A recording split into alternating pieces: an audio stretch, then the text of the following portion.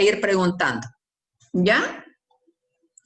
Entonces, ¿hay alguna pregunta, alguna aclaración, algún comentario?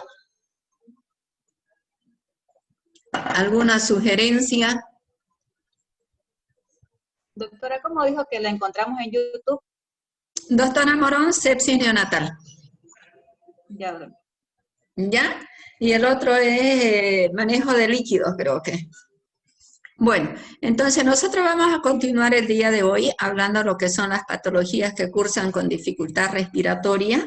Y el día de hoy vamos a hablar de una patología que es una de las más comunes, que es la taquipnea transitoria del recién nacido. Esta patología es considerada como una enfermedad, primero, que no es infecciosa.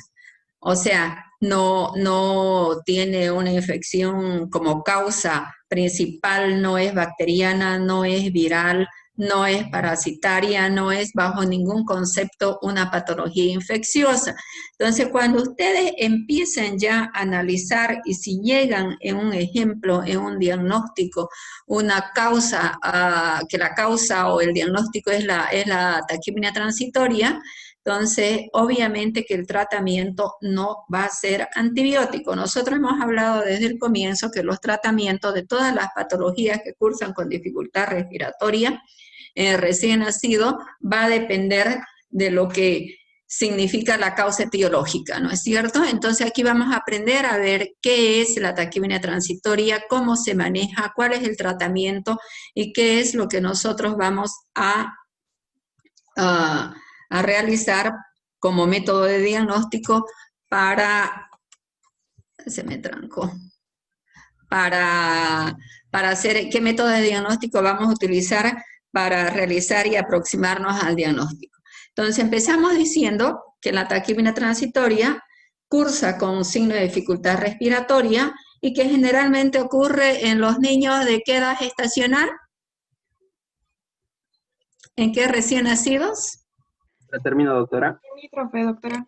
En los recién nacidos limítrofes, ¿no es cierto? Entonces son más frecuentes aquellos niños que tienen entre las 36 semanas, que no llegan a completar la edad gestacional, o sea, no llegan a las 37 o menor de 37, pero más frecuente, como bien nosotros lo estamos diciendo, en aquellos recién nacidos limítrofes.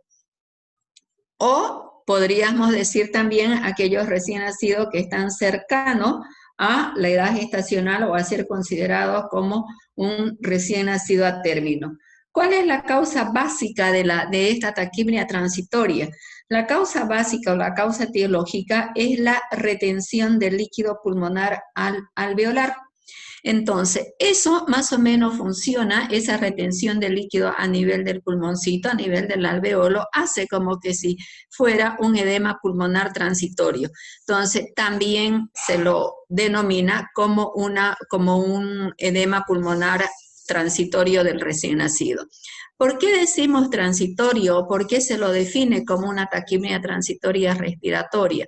Primero, porque cursa con aumento de la frecuencia respiratoria. La frecuencia respiratoria nosotros sabemos que la debemos cuantificar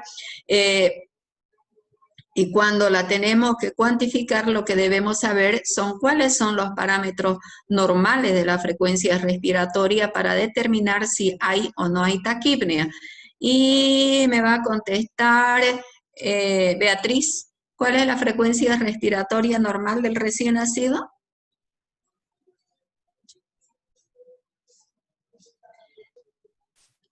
¿120, doctora? 40-60, doctora. 40-60. Entonces yo les vengo a ustedes hablando y les vengo repitiendo desde el comienzo cómo podemos aproximarnos a un diagnóstico, cómo podemos llegar a un diagnóstico. Y cuando hablamos de taquipnea, obviamente que estamos hablando del aumento de la frecuencia respiratoria, pero para saber si está aumentada o si está disminuida, tengo que saber el valor normal. Entonces el valor normal es entre 40 a 60 respiraciones por minuto, que lo hemos hablado cuando hablábamos de examen físico de recién nacido, cuando hablábamos de reanimación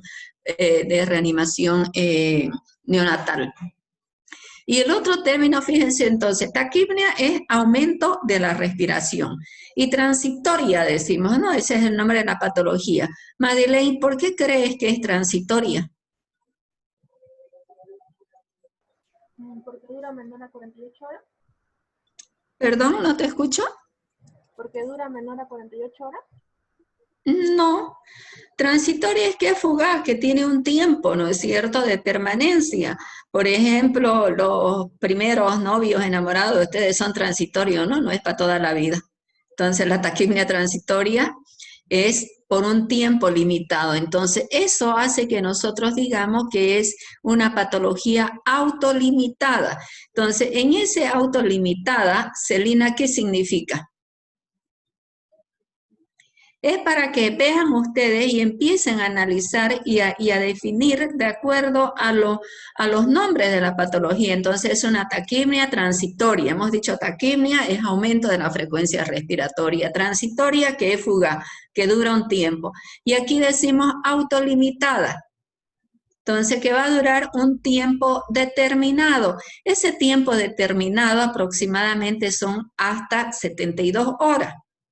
Después va a evolucionar bien y va a desaparecer, ¿no es cierto? Entonces decimos autotransitoria y del recién nacido. Entonces el nombre de esta patología que estamos aprendiendo el día de hoy es taquipnea transitoria del recién nacido. ¿Y por qué es del recién nacido? A ver si esa me responde John Kevin.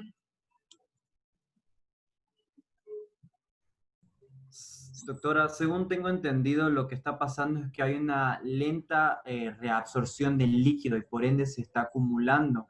Y esto Claro, ese está muy bien, John Kevin, pero esa es la fisiopatología. Yo te he preguntado que estamos viendo y definiendo lo que es el término de la taquipnea transitoria del recién nacido. Entonces ya estamos viendo por qué taquipnea, por qué transitoria y por qué del recién nacido.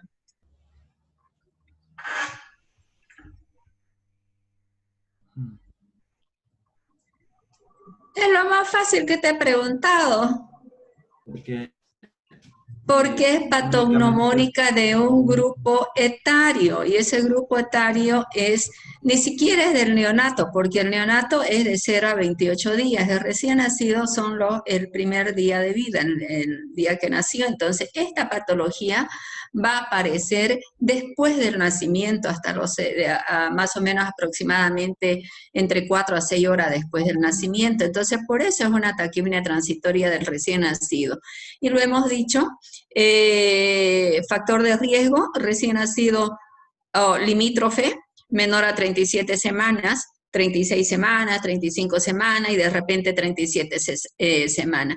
Y hay un factor de riesgo que es importante, es el tipo de parto, es el parto cesárea. Cuando hay el parto cesárea, no hay el trabajo de parto, y al haber el trabajo de parto ya aumenta las catecolaminas, entonces eso va a producir que el líquido se reabsorba. Además, cuando sale el recién nacido a través del canal del parto, el tórax está comprimido y eso hace también que el líquido alveolar pulmonar se reabsorba. Entonces, cursa con signos de dificultad respiratoria, aquí como lo hemos dicho, después de 4 o 6 horas de vida. Y finalmente vamos a hablar un poquito de lo que decía John Kevin, que es la fisiopatología. Entonces, nosotros aquí en esta lámina tenemos un alveolo. El alveolo es todo acá, es como un globito, es como una vejiguita. Entonces, el alveolo, ustedes saben que en las personas los tenemos bien distendidos como un globo hinchado, pero con aire, inflado, perdón, pero con aire, con oxígeno, ¿no? Aquí lo vamos a dividir en dos partes el alveolo. Estas líneas o interlíneas, dividen en dos partes. La parte de la izquierda, que vendría a ser el alveolo del feto, y la parte de la parte derecha, el alveolo de lo que es el recién nacido. ¿Cuál es la diferencia del uno y del otro? Primero, hacer un breve recuerdo de que este líquido pulmonar que tarda en reabsorberse es producto del epitelio en desarrollo del pulmón. Y no lo debemos confundir como el líquido, con el líquido amniótico, o con el líquido meconiado, o con el plasma. Este líquido es totalmente diferente y lo que tiene son grandes concentraciones de bicarbonato. Sin embargo, las proteínas que tiene los otros líquidos son nulas. También tenemos que recordar, como ya le hemos dicho, que este líquido alveolar que está dentro de los pulmones, más o menos comienza a producirse o comienza a secretarse más o menos a los 2 o 3 días antes del parto. O sea, nosotros tenemos aquí, perdón, el alvéolo del feto. Entonces, ¿qué pasa y qué es lo más importante que debemos recordar de manera simple? Que tanto en el feto como en el recién nacido, el alvéolo se mantiene distendido, pero hay una diferencia. En el alvéolo del feto, cuando todavía el producto no ha nacido, se mantiene distendido, ya lo hemos hablado también en reanimación pulmonar, neonatal, con este líquido alveolar pulmonar.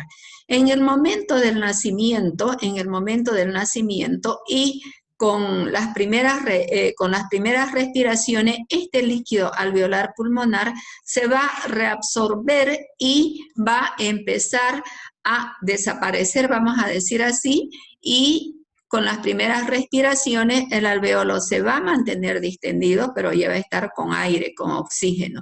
Entonces, de cierta manera, nosotros decimos que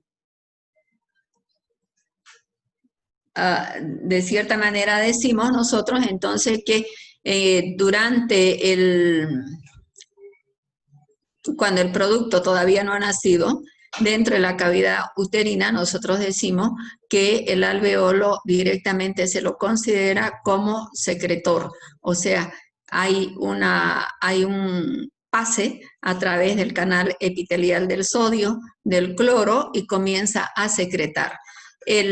Una vez que nace, se lo conoce como un absorbedor, o sea que aproximadamente el 45% de ese líquido que se ha producido aquí, que está dentro del dentro del pulmón o del alvéolo del feto, 6 horas previa al nacimiento se comienza a reabsorber. Entonces, esto de acá, cuando hay alguna alteración que interfiera esta fase, que produzca esa reabsorción tardía del líquido pulmonar, que normalmente es 6 ml por kilo por hora durante estos 2 a 3 días. Esto, una vez nace el niño, el alvéolo se mantiene distendido. Cuando hay un factor de riesgo, se mantiene con líquido, y esa falta de reabsorción del líquido alvéolo pulmonar es lo que va a producir los signos de dificultad respiratoria. Entonces, por eso es lo que nosotros decimos que básicamente la taquipnea transitoria o la causa básica es la falta de reabsorción del líquido alveolar pulmonar que se encuentra dentro del alvéolo en el feto, que en el momento del nacimiento se comienza a reabsorber. Eso es lo más simple y lo más fácil para entender esta figurita de acá. Sin embargo, puede haber otras causas que puedan cursar con esto, ¿no es cierto? Como es la hipoproteinemia, la resistencia vascular, el aumento de la presión venosa central. Entonces, decíamos nosotros que en el momento de que se produce una falta de lo que es el intercambio gaseoso, en el momento de que no haya esa reabsorción del líquido alveolar pulmonar, nos va a producir una alteración en el intercambio, ¿no es cierto? Entonces, ¿cuáles son esos factores que nosotros podríamos decir como factores de riesgo y que lo debemos tomar en cuenta en el momento de pensar o de tener un paciente con dificultad respiratoria? Entonces, hemos dicho que un factor de riesgo es la cesárea electiva, otro es la sedación materna excesiva, el trabajo de parto prolongado, la diabetes materna o la sobrecarga de líquido. Estos vendrían a ser como factores de riesgo materno, pero también hay otros factores de riesgo que afectan al recién nacido. Esos factores de riesgo que afectan al recién nacido es la asfixia al nacer, los niños macrosómicos, el género masculino, el embarazo general, gemelar, y cuando tienen una asfixia al nacer. También podríamos considerar los partos vaginales intempestivos, que es muy frecuente que lleguen, los prolapsos de cordón, y ya hemos dicho la macrosomía fetal.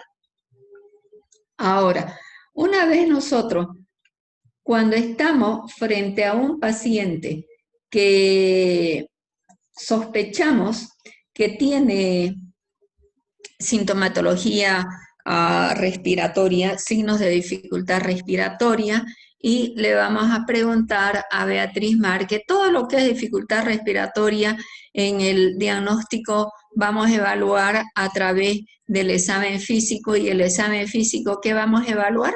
Para ver si hay o no hay dificultad respiratoria. Todos los días lo voy a preguntar hasta que acabemos las patologías de dificultad respiratoria. ¿La frecuencia, doctora? ¿Alguien me puede decir cuál es la escala que se utiliza para valorar la dificultad respiratoria? Hace cuatro charlas creo que venimos preguntando lo mismo. La de Silverman. El Silverman, ¿no es cierto? Entonces, yo les he dicho que todo lo que es las patologías, nosotros tenemos una manera de llegar y aproximarnos al diagnóstico, y ahí utilizamos lo que en pediatría evaluamos, el EDA. ¿Qué es el EDA, Madeleine? Desde que hemos empezado patología estamos con lo mismo. Y lo tienen que aprender porque ustedes van a hacer toda su vida, cuando salgan médicos van a utilizar el EDA. Que es algo que yo me lo he inventado por si acaso, porque es la manera más fácil de aproximarse a un diagnóstico. La evaluación. Eso. ¿Y análisis? Ya, la evaluación. Primero decime lo que es el EDA. Evaluación, ¿qué más? Diagnóstico y análisis. No. Evaluación, evaluar, decidir y actuar. Eso es lo que es el EDA. Entonces, cuando ya nosotros nos vamos a querer llegar y aproximarnos a un diagnóstico, vamos a evaluar. Y dentro del evaluar, ¿qué vamos a evaluar? Todo el tiempo vamos a hablar, esta es mi metodología de clase, evaluar, decidir y actuar, porque ustedes tienen que aprender a evaluar, a decidir y a actuar. Entonces, Marco Antelo. Marco Antelo. ¿Quién es Marco Antelo? ¿Es el de la tele? ¿O es el hijo del de la tele? El casado con esa modelito bonita. Bueno, Marcantelo no está. Castedo. Presente, doctora. Bien. Alejandra, ¿no? Sí, doctora. Alejandra, entonces nosotros estamos queriendo, una vez que ya hemos hablado, hemos definido cuál es y por qué se produce la taquipnea transitoria, y ahora queremos entre ustedes y yo hacer un diagnóstico de un paciente con una taquipnea transitoria. Y hemos dicho que en todas las patologías utilizamos el evaluar, decidir y actuar. Entonces, ¿qué vamos a evaluar? En todo es lo Empezaríamos mismo. con el bloque, doctora. ¿Cuál es el bloque? El bloque A, que sería ¿Qué tiene que ver reanimación en taquipnea transitoria?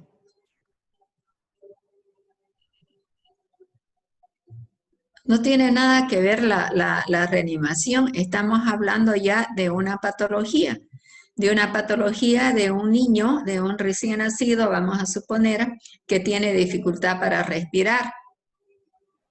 Y les digo, ¿qué vamos a evaluar? Mayerly.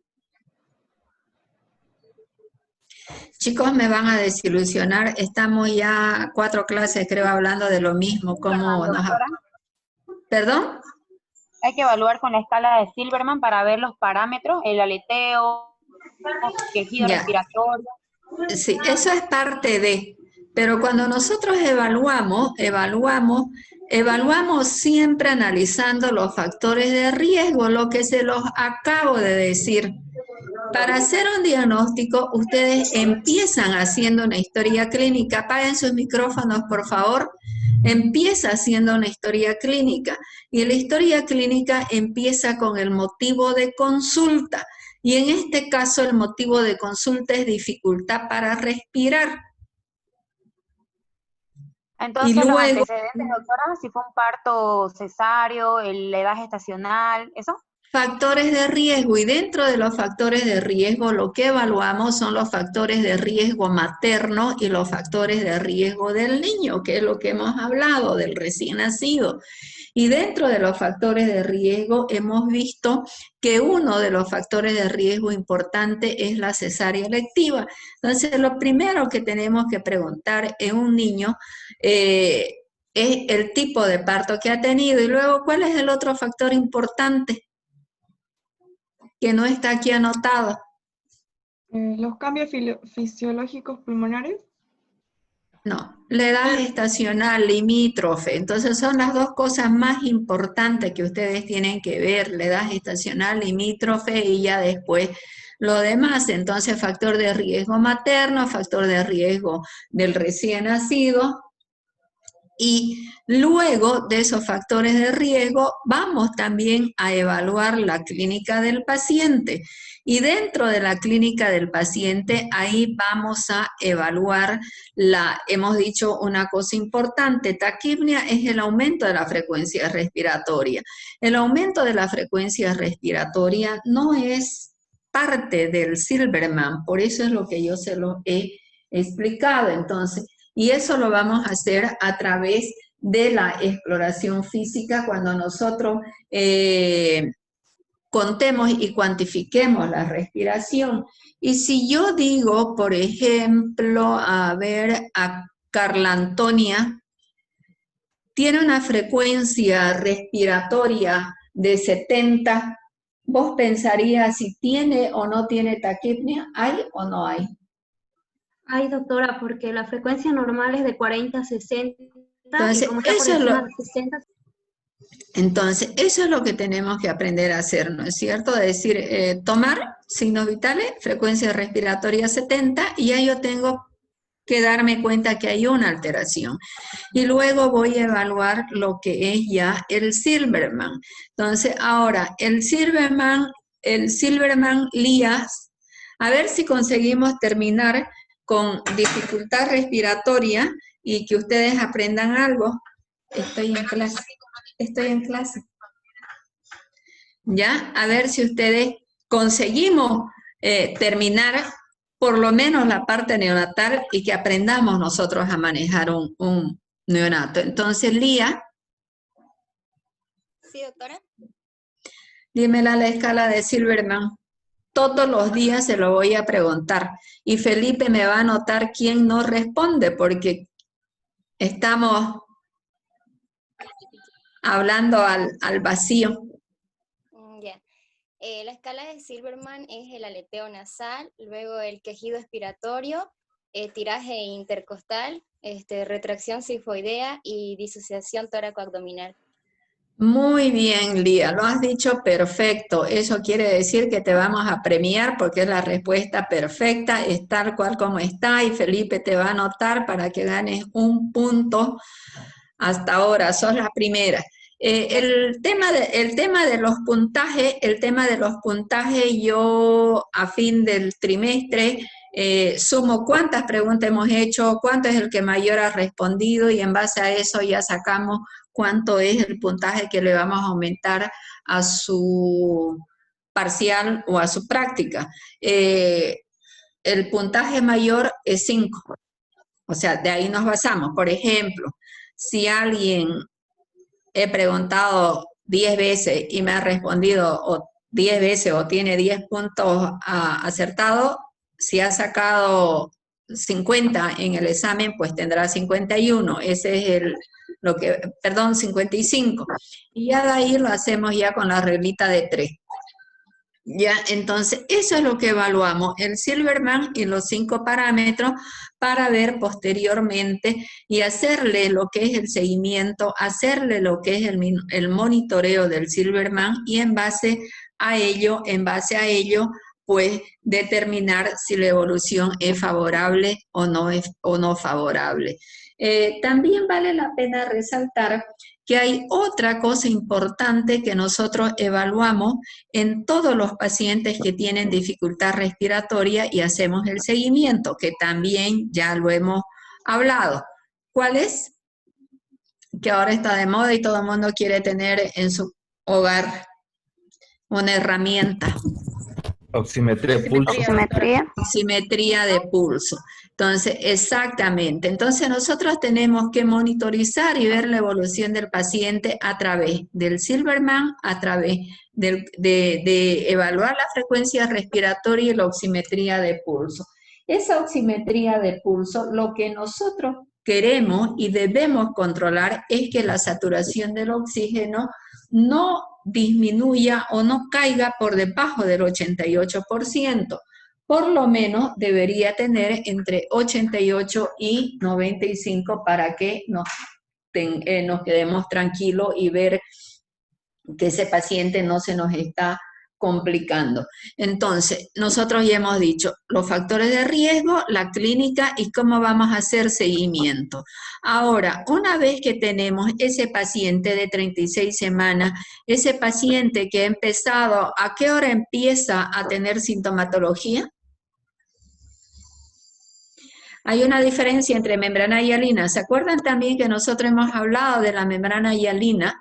Y la membrana hialina tiene un tiempo de aparición y la taquipnea transitoria hay una diferencia. Eliseth Montero, la sintomatología de la membrana hialina, ¿a las cuántas horas de vida aparece? Cerró los ojos y dijo, me olvidé, ni me acuerdo ni lo revisé. Felipe, no me vas a desilusionar, Felipe. Inicio de la membrana hialina, de la sintomatología, de la dificultad para respirar. 72 horas, doctora. No, ese es el tiempo. La membrana hialina, la sintomatología aparece desde el momento del nacimiento. ¿Se acuerdan ustedes que dentro del tratamiento había el tratamiento profiláctico, ¿no es cierto? Y el precoz, que es antes las 2 horas, tenemos un recién nacido de 28 semanas que comienza a tener dificultad respiratoria y yo voy a pensar a las 2, 3 horas que es una hialina. Entonces la hialina empieza desde el nacimiento y la taquipnea transitoria, a diferencia de la hialina, por ejemplo, en el caso de que yo tenga un paciente de 36, 35 semanas y piense hacer un diagnóstico diferencial con la hialina, tendré que ver el horario en el cual ha aparecido la sintomatología respiratoria. Entonces, en la taquipnea transitoria, como aquí estoy con mi pulsor, es después de las 6 horas de vida. Es una diferencia que debemos considerarlo. Y luego los exámenes complementarios. Y hemos dicho los exámenes complementarios que existen complementarios básicos que nos van a hacer el diagnóstico. Y le vamos a preguntar a Soledad cuáles son los exámenes que hacemos en todo paciente que tiene dificultad para respirar. Y se nos van a seguir haciendo largas las charlas. Quería terminarlo en media hora. Los exámenes complementarios que podemos realizar, doctora, es la gasometría.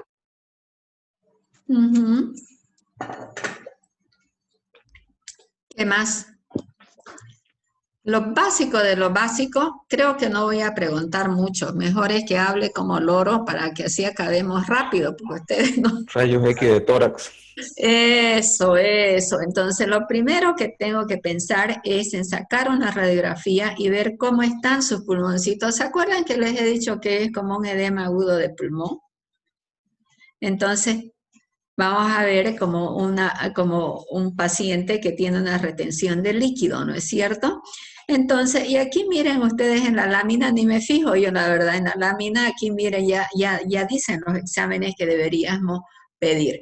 Y ya más o menos vamos hablando de lo que deberíamos hacer.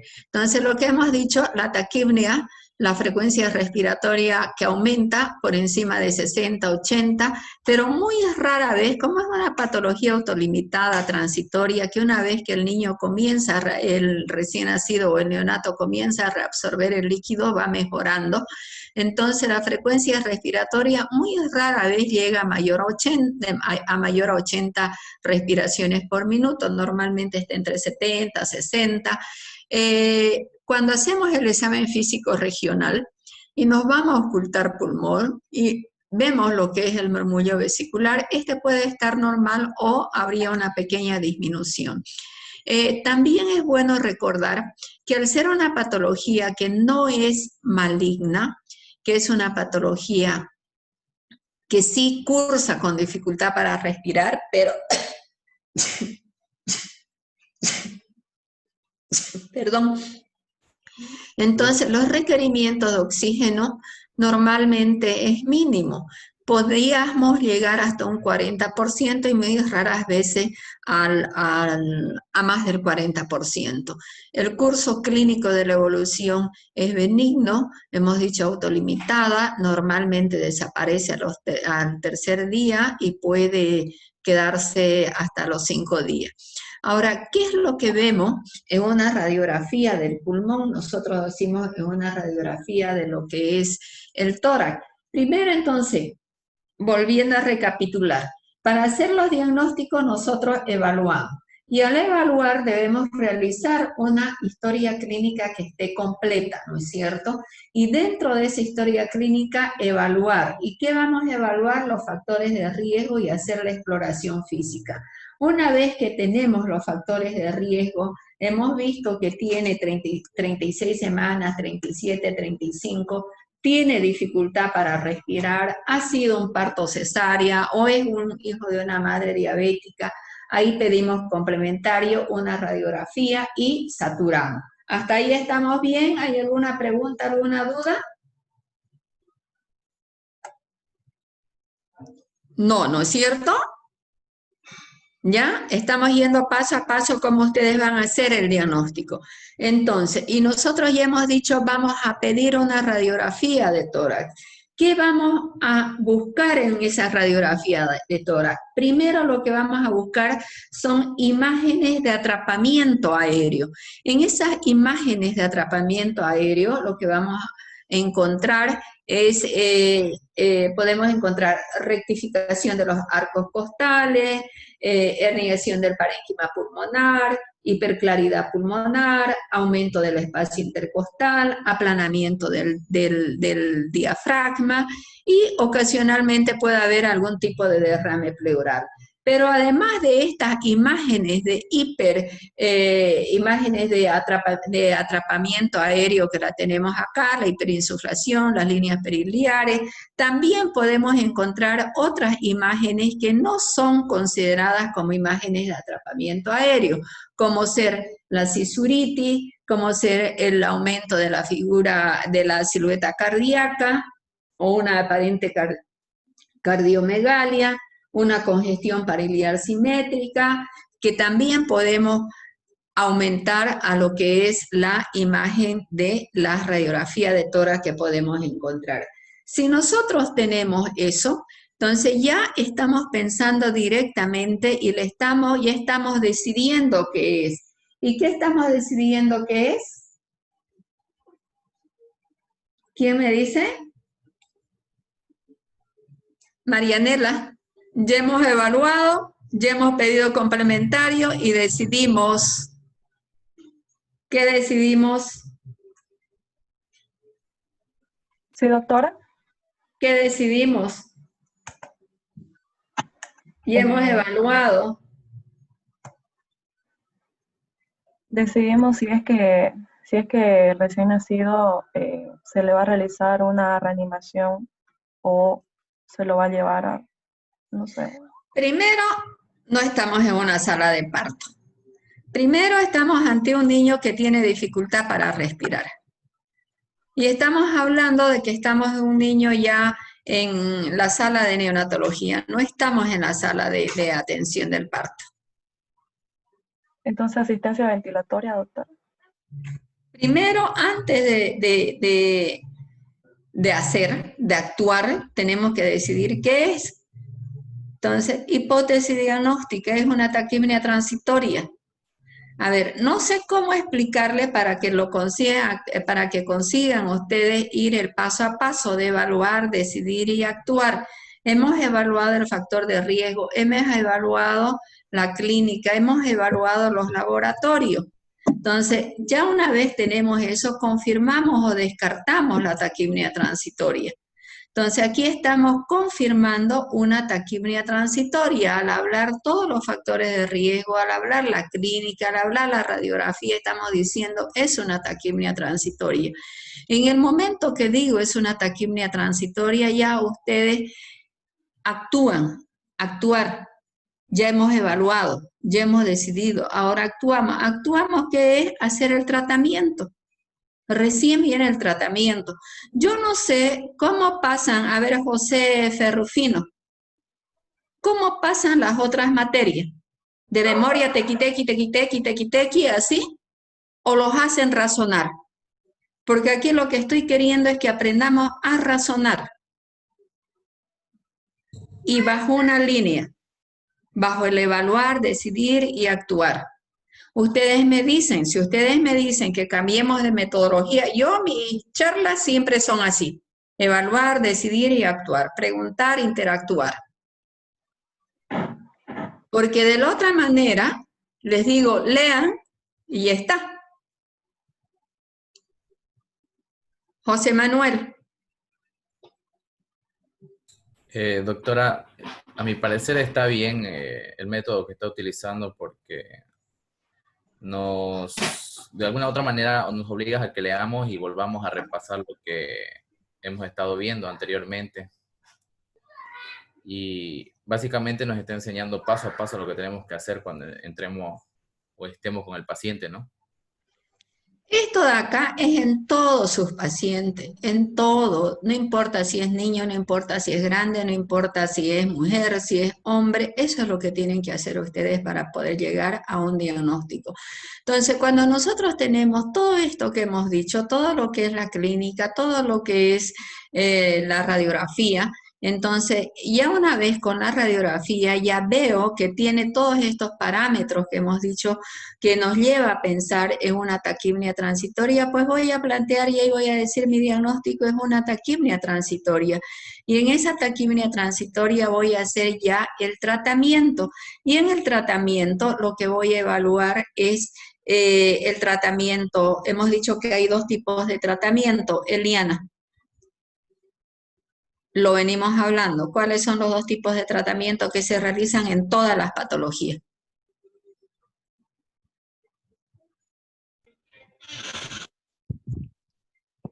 Doctora, ¿sería el tratamiento sintomático? El específico y el de soporte o apoyo.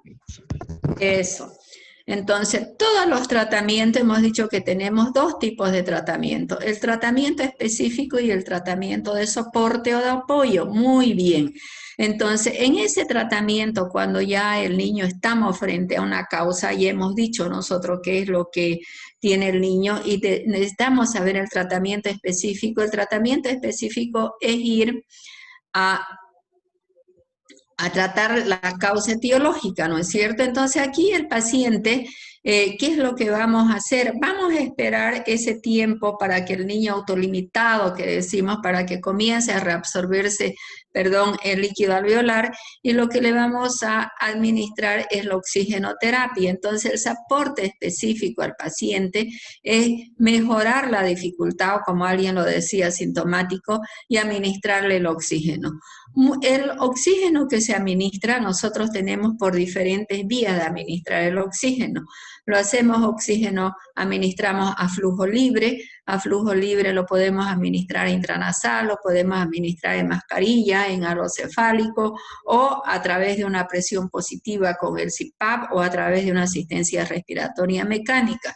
En una taquíbina transitoria es muy difícil pura, sin complicaciones, es muy difícil que nosotros lleguemos a administrar una asistencia respiratoria mecánica. Estas patologías mejoran muy fácilmente, el pronóstico es muy, muy bueno.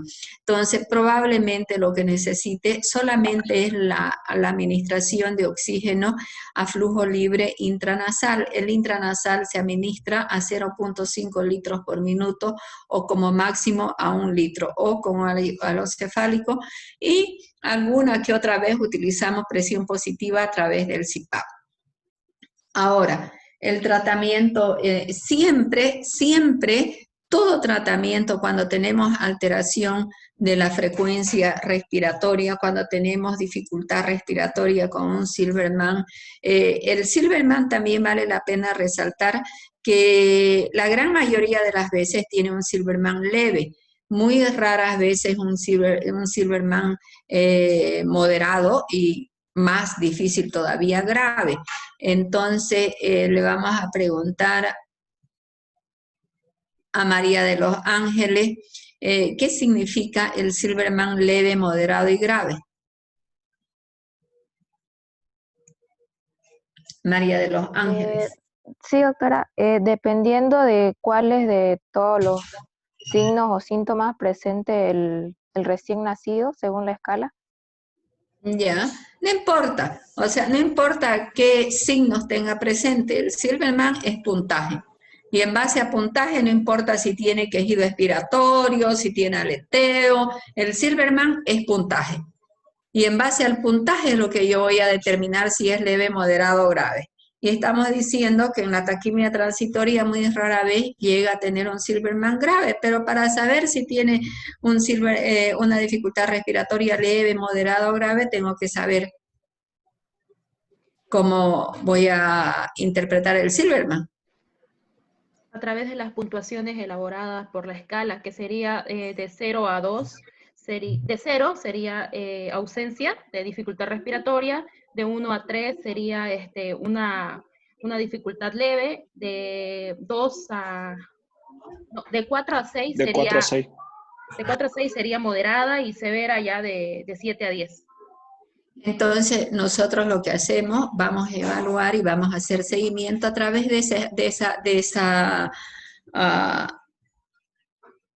a través de esa escala. ¿Cómo hacemos el seguimiento en la sala de neonatología? Ojalá que ustedes lleguen a ver. Todo esto de acá lo tenemos nosotros en hoja, lo tenemos ya graficado, y el horario que se va a determinar, el horario que se va a hacer el monitoreo, el horario que se va a hacer el seguimiento, y ahí vamos viendo. Al otro día llego yo a la visita y digo, a ver, ¿cómo ha estado el niño? ¿Cómo ha tenido una evolución favorable? Vamos a suponer que tiene un Silberman de 6. ¿Cómo evaluaría yo al otro día? Ah, mira, el niño está bien, está mejor, es una evolución favorable. El tipo de evoluciones de las patologías son 3, favorable, desfavorable y estacionaria. Pero yo tengo que tener parámetros para justificar por qué estoy hablando de que es una evolución favorable. Noeli, en base al Silberman y a la monitorización de la saturación.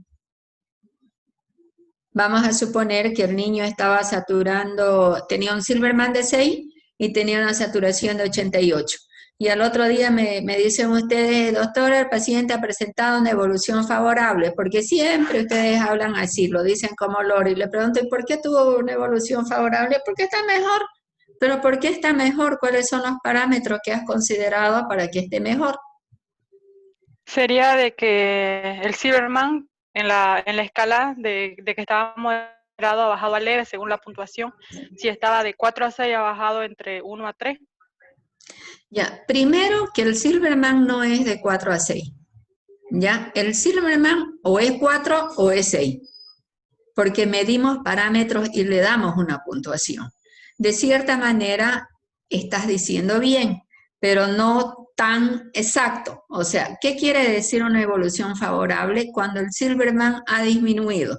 Cuando estaba con 6, está con 5, está con 4, está con 3, o sea, no sabemos cuánto, pero el Silverman es cuantitativo. O sea, yo no puedo decir tiene 3, entre 3 y 6, porque lo tengo que puntear, tengo que decir, además, tienen que marcar en la escalita esa que hemos pasado, lo tienen que marcar.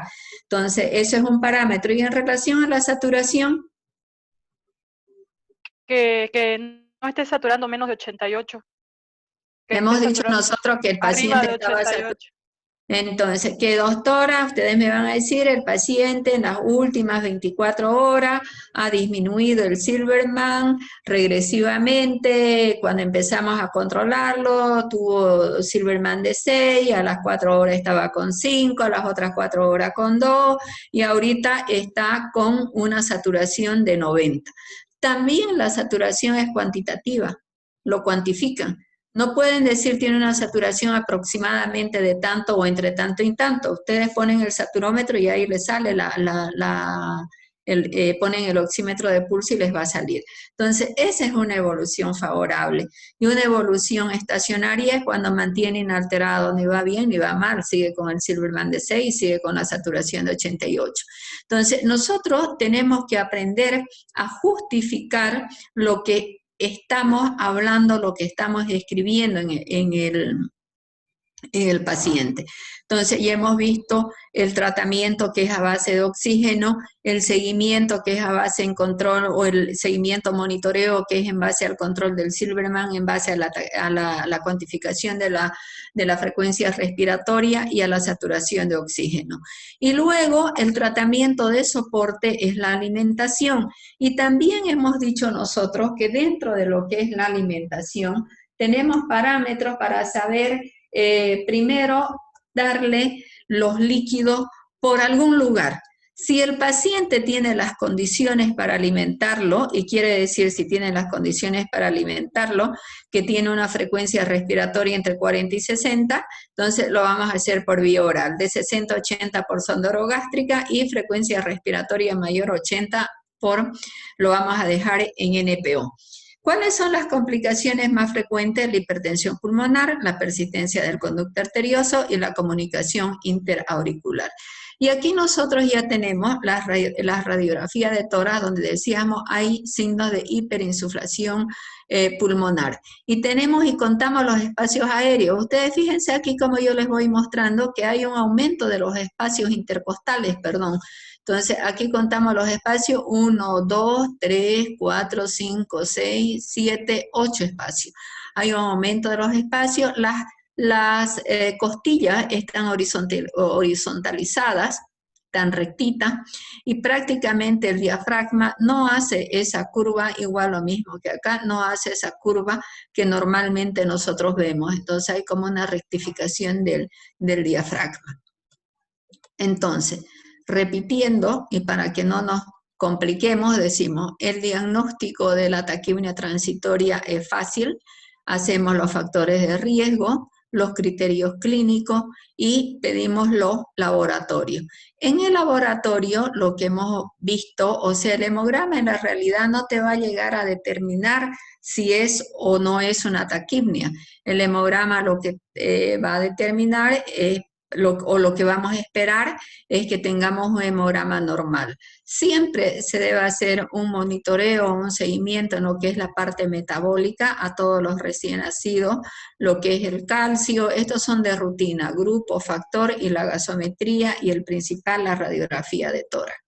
Ahora, ¿cómo tratamos nosotros a nuestro paciente de acuerdo a nuestra normativa? De acuerdo a nuestras normativas. Primero, acordarnos que nuestras normativas son las normas de atención clínica, que es el NAC, en el NAC 2 está todo lo que es neonato. Entonces, podemos tratarlo en primer nivel, en segundo y tercer nivel.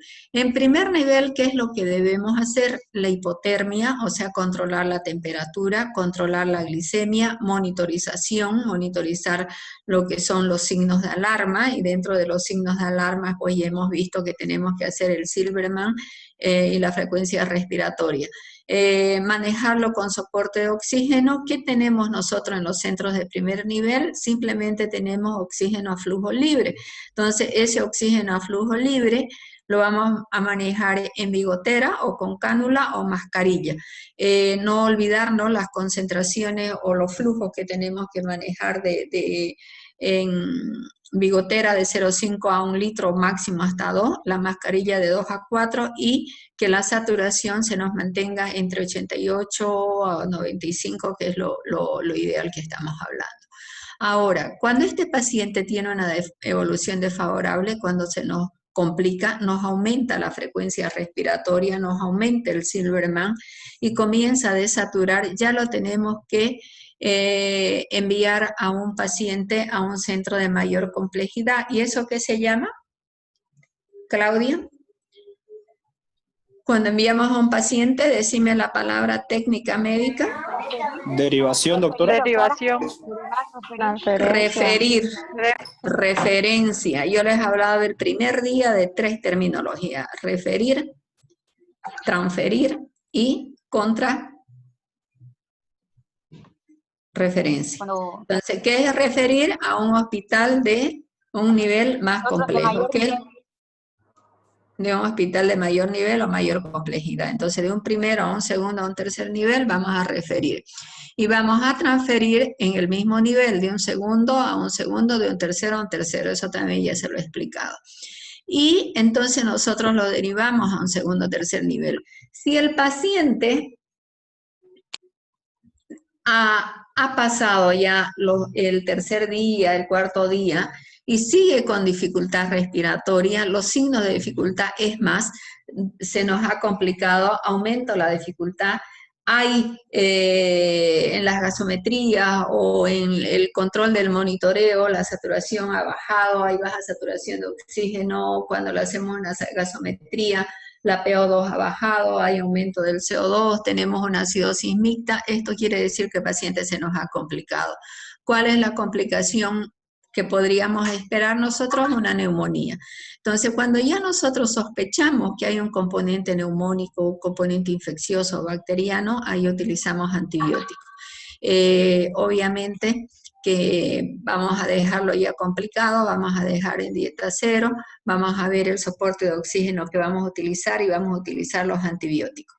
Entonces, de cierta manera, ya lo final, para recordar lo que es la taquipnea transitoria, que la clínica aparece entre las primeras 4 o 6 horas, que rara vez necesita concentraciones de oxígeno mayor al 40%, que la resolución, dependiendo, saco de diferentes libros, este de Medigraph de México, que es bonito, normalmente la resolución puede demorar hasta las 72 horas, en algunos que otros casos hasta los 52, que puede quedarse el paciente con una respiración superficial y que hay muy poco compromiso del estado general, y la parte de la hemodinamia, o sea, no hay alteración de la frecuencia cardíaca, de todo eso, ¿no?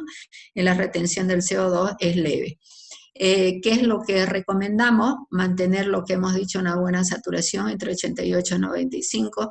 Si la taquipnea no remite después de 72 horas, pensar en complicaciones. Las más frecuentes es la neumonía, como hemos dicho, la sepsis, un síndrome de distrés, hipertensión pulmonar o síndrome de escape aéreo. También es bueno recordar de lo que se habla y los estudios que hacen con corticoides.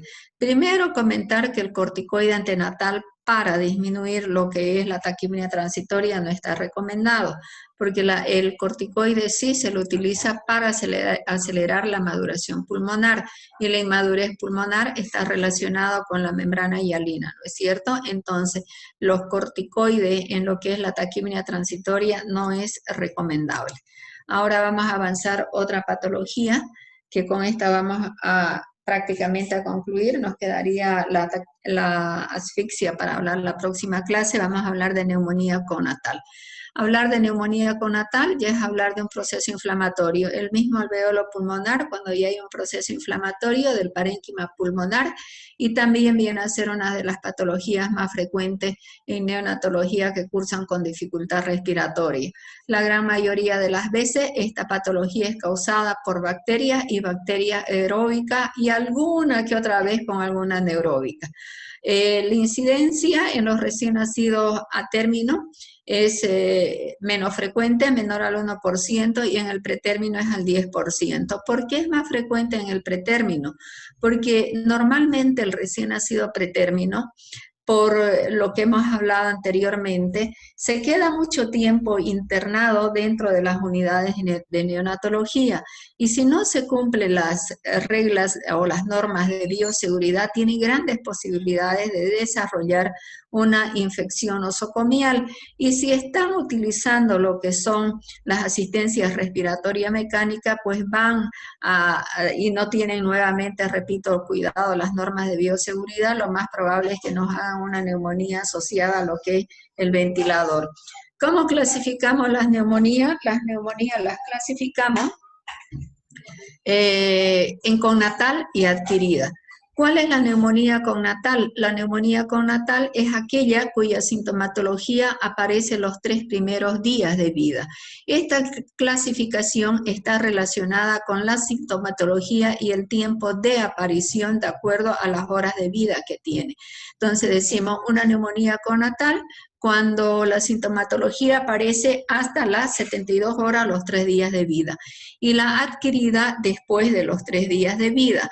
Vale la pena resaltar que la neumonía connatal, después seguramente vamos a ver las otras láminas, las vías de transmisión normalmente son,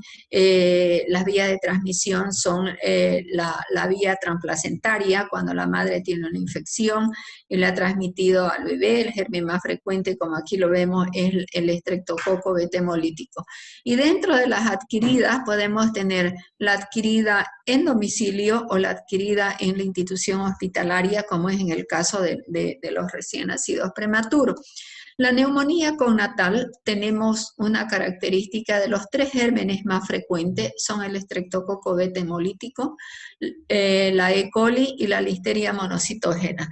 Entonces, en base a estos gérmenes más frecuentes en el tratamiento, nosotros vamos a ir a cubrir los antibióticos que nos puedan cubrir tanto los estreptococos, este es gram positivo, este es gram negativo, y la listeria, ¿no es cierto? Entonces el antibiótico ideal, al igual que en la sepsis, que vamos a hablar después, es la ampigenta, pero también podemos tener otras neumonías de otras causas, como es el herpes, la rubiola, el citomegalovirus.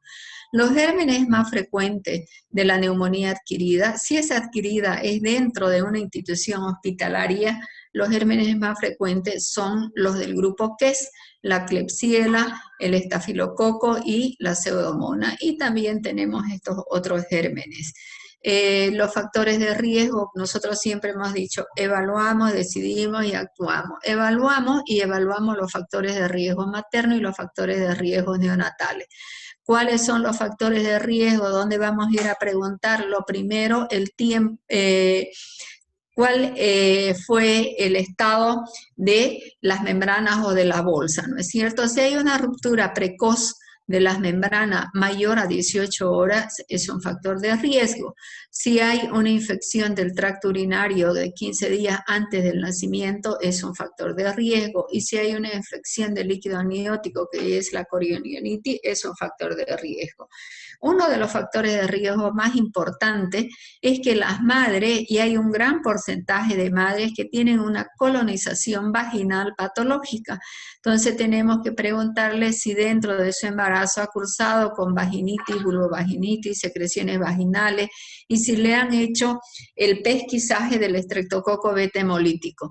Y en el recién nacido hemos dicho evaluar la edad gestacional, si es un recién nacido pretérmino. Sabemos nosotros que los recién nacidos pretérminos tienen las inmunoglobulinas bajas porque no hay paso de la madre al niño de la inmunoglobulina, y si en el momento del nacimiento en la sala de parto han recibido o se ha realizado un tratamiento o se ha realizado alguna maniobra invasiva, como son las intubaciones, o si ha habido aspiraciones frecuentes. Entonces, ¿cómo se transmite la neumonía? La connatal de manera intrauterina y en el momento del nacimiento cuando pasa el canal del parto. Entonces, dentro de los factores de riesgo, cuando nosotros tenemos el antecedente de que tiene una vulvovaginitis, deberíamos preguntarle a la gestante si el parto ha sido normal o ha sido un parto cesárea. Y la adquirida, que ya lo hemos dicho, hospitalaria o domiciliaria. Las vías de transmisión en la connatal es hematógena, o sea, a través de la circulación materno-placentaria, a través de la placenta, ascendente cuando hay algún problema de una infección, una corionionitis, por vía ascendente o aspirativa en el momento del nacimiento, el niño también se puede infectar. ¿Cómo evaluamos nosotros? Igual como todas las otras patologías, Silberman. A más de ello, tenemos que ver si el paciente tiene o no tiene respiraciones. La neumonía, dependiendo del grado, puede cursar con periodos de apnea. Vale la pena resaltar también que hay que saber la diferencia entre lo que es una pausa respiratoria y una apnea, que ya lo hemos hablado en las primeras clases cuando hablábamos de reanimación neonatal, y si hay cianosis, y si hay cianosis central o si hay cianosis periférica. Ya no voy a preguntar lo que he hablado porque ya estamos pasado de la hora. Dije 30 minutos y ya vamos una hora, más de una hora. Si hay hipoxemia, si hay acidosis, y estos pacientes, en el caso de que se nos puedan complicar, nos van a ir a una sepsis y a un shock séptico. Dentro de los síntomas generales, podemos tener inestabilidad térmica, distensión abdominal, pueden cursar con hemorragia pulmonar. Entonces, el diagnóstico, evaluar factores de riesgo, evaluar clínica. Evaluar métodos complementarios, radiografía y laboratorio.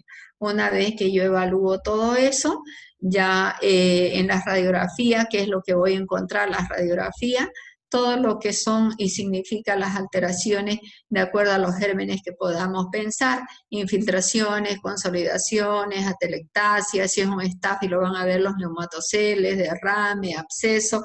Entonces vamos a tener diferentes compromisos a nivel radiográfico. ¿Cuál es el tratamiento de la neumonía? Primero, pensar que el germen más frecuente es el estreptococo beta hemolítico y que deberíamos preguntar los factores de riesgo y ver si la madre ha cursado o no ha cursado con una infección con una vulvovaginitis o con una infección urinaria. Entonces, el tratamiento se puede hacer profiláctico, entonces podemos evitar cuando la madre ha tenido una infección o por estreptococo beta hemolítico, eso ustedes lo llevan en ginecología. Entonces, como normativa, entre las 35 y 37 semanas se debe hacer una pesquisa del estreptococo grupo hemolítico a través de tomado de muestra y realizar un cultivo. Y si no sale positivo, se debería tratar, ¿no es cierto?, a la madre con ampicilina o penicilina. Entonces, hay que tratar los factores de riesgo, hay que evaluar si tiene bacteriuria asintomática, y si hay fiebre durante el parto, deberíamos nosotros pensar que esa fiebre es porque la madre tiene una infección y que el germen más frecuente es el estreptococo y se debe hacer un tratamiento en el momento del parto. ¿Cuál es el tratamiento en el momento del parto? La ampicilina, 2 gramos intravenoso como carga y luego 1 gramo cada 4 horas hasta el parto. Cuando hay alérgica a la penicilina, la clindamicina, 900 miligramos cada 8 horas hasta el parto. ¿Cuál es el tratamiento específico ya en la bronconeumonía en el recién nacido? Es los antibióticos. Hemos dicho primero que es una infección y que es una infección bacteriana y que compromete las vías aéreas inferiores y específicamente las vías terminales, lo que es el alveolo, ¿no es cierto? Entonces el tratamiento específico es el antibiótico, el de apoyo siempre el balance del líquido, la oxigenoterapia, mantener la estabilidad térmica, el control y monitorización de oxígeno, de signos vitales. Dentro de los antibióticos, ir, como les he dicho al comienzo, a tratar de cubrir tanto los gram positivos como los gram negativos. Entonces, el tratamiento es penicilina. Nosotros en la sala hacemos ampicilina más un aminoglucósido. El aminoglucósido que utilizamos en mi sala es la gentamicina. El aminoglucósido que utilizan, por ejemplo, en la maternidad es la micacina. Si tenemos nosotros identificado la bacteria, vamos a tratar de policultivar, tomar diferentes cultivos, y si tenemos identificada la bacteria, pues obviamente utilizar de acuerdo a la sensibilidad del antibiograma que nos están recomendando. Siempre saber que si pensamos en un estáfilo, si hay un derrame, si hay unos neumatoceles, el antibiótico de primera línea para cubrir los estáfilos es la cloxacilina o la vancomicina en los intrahospitalarios. Y si tenemos nosotros una infección que pensamos que se la ha adquirido dentro de la institución hospitalaria, una neumonía nosocomial, una neumonía asociada al respirador, ya vamos a utilizar antibióticos de segunda o tercera línea porque probablemente ya ha recibido ampicilina. Ahí utilizaríamos una cefalosporina, un aminoglucósido, o dependiendo del resultado del antibiograma, de la bacteria que hemos aislado y la sensibilidad de las mismas.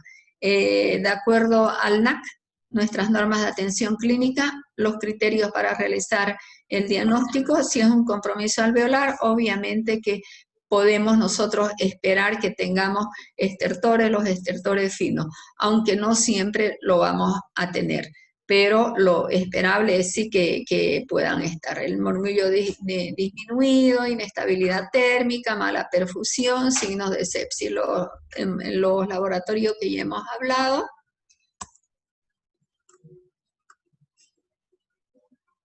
Y aquí, lo último, ejemplo. A ver, al chico que está con Huawei i7 ¿cuál es tu nombre? A mí me gustaría que cuando entren, por favor, se identifiquen. Ya al entrar se van a poner renombrar y se van a poner su nombre. Pedro Aguilera, doctora. Ya.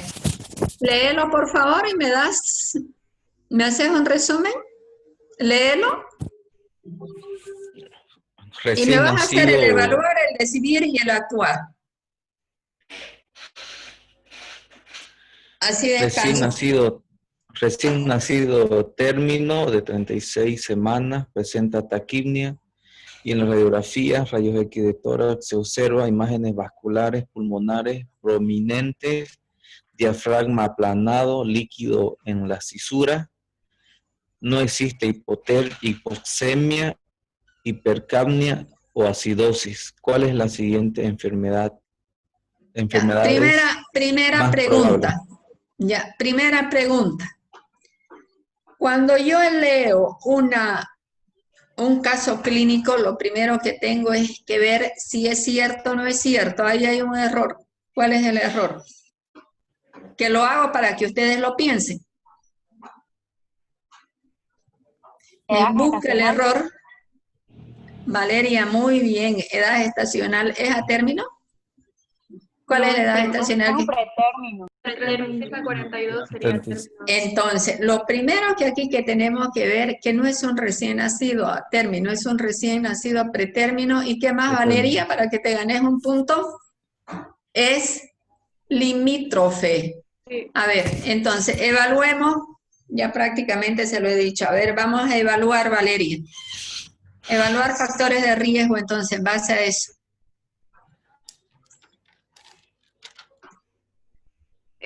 Aparte de ser limítrofe, dice que tiene taquipnea. ¿Ya? Es decir, que tiene la frecuencia respiratoria aumentada. En la radiografía hay imágenes vasculares pulmonares prominentes, el diafragma aplanado. Ya. Y la fisura. No hay hipercapnia ni hipoxemia ni acidosis. Podría pensar en una taquipnea transitoria. Entonces, nos faltan datos, son ejemplitos que los pongamos para que yo les haga, pero ya no tenemos tiempo, para que yo los haga pensar, ¿qué más deberías preguntarle a Valeria? Antes ella ya lo ha hecho, el evaluar, decidir y actuar, y ya ha dicho que Pero este ejemplo de acá es para que vamos analizando y decirle, ¿será que eso es suficiente? ¿Qué más necesitaría saber? Y ahí hacerlos ustedes que ya hagan una discusión y un caso de un caso clínico, ¿no es cierto? Por ejemplo, Gabriel, ¿qué datos más te faltarían para enfocarte en una taquipnea transitoria? ¿Qué más necesitarías saber de preguntarle a quién respondió? Valeria, ¿no ve? ¿O quién fue? ¿Quién estaba hablando? Yo, doctora. Ya. Gabriel, pregúntale. Ya hemos dicho que primero no es a término, es pretérmino. ¿Qué más podrías preguntarle vos que te faltan datos para sustentar esa hipótesis diagnóstica? Valeria lo ha hecho muy bien de memoria, ya ha dado, pero ahí faltan hartas cosas que deberían preguntarle. Vamos a suponer que yo soy la mamá, pregúntame a mí entonces.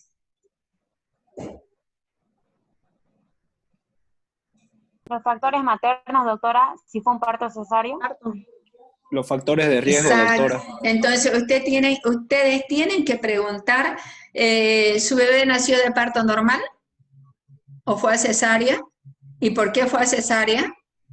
O sea, eso es lo que tienen que aprender a interactuar. Entonces yo le voy a decir, fue cesárea, y si me preguntan qué tenía, soy diabética, entonces ya voy relacionando más factores de riesgo, ¿no es cierto? Entonces ya vamos analizando de cómo vamos a ir hablando y cómo vamos a ir interactuando.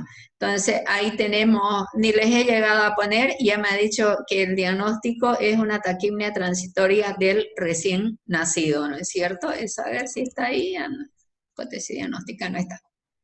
¿Ok? Entonces con esto hemos acabado, chicos, imposible 1 hora y media de terminar antes, ¿ya? Las notas, no sé quién era la que respondió relativamente bien, le faltó profundizar un poquito más, pero no nos daba tiempo. Un punto a Valeria. Felipe, ¿anotas? ¿Ya? ¿Hay alguna duda? Son 2 patologías, todas las patologías son simples cuando nosotros nos enfocamos en el evaluar, decidir y actuar. Y si vamos el paso 1, paso 2, yo no puedo hacer un diagnóstico, no puedo hacer un tratamiento si no hago un diagnóstico. Aquí nos falta el tratamiento. No puedo hacer un diagnóstico si no tengo los factores de riesgo, si no tengo la clínica. Si yo le pongo estos ejemplos que son mínimos, ustedes de ahí tienen que aprender a hacer las discusiones de caso clínico, tienen que aprender, ¿y esto? ¿Y por qué no está esto? ¿Y cuánto era esto? Para que sea participativo, porque si lo pongo todo, no hay preguntas y no hay respuestas, ¿ya? Y los exámenes son así, son casos clínicos, ¿ya? Bueno, entonces, ¿alguna pregunta, alguna duda, algo que no haya quedado aclarado? ¿Cuántas patologías hemos Yo visto? tengo una pregunta. Disculpe. Sí. El caso de una mujer que siempre tiene candidiasis vaginal a repetición recurrente, ¿también este podría ser un factor de riesgo, ya que esto de aquí no es bacteriano, sino es por hongo? ¿También podría haber esto, una bronconeumonía? Puede tener una bronconeumonía, no solamente puede ser por una infección bacteriana, ya lo hemos visto, la neumonía pueden ser por infecciones de transmisión vertical, puede ser por un hongo, puede ser por una micosis, como estás hablando vos, por un hongo, no lo mismo. Basta que tenga una infección para considerarlo como un factor de riesgo, nada más que la infección más frecuente en la mujer es el estreptococo beta hemolítico. Ahora, las infecciones que tiene, cuando hablemos de sepsis, ustedes lo lean el tema de sepsis, ustedes van a ver que los factores de riesgo de las infecciones maternas prácticamente es en el último trimestre. ¿Ya? Eso no significa. ¿Alguna otra pregunta, otra duda? Bueno, entonces con esto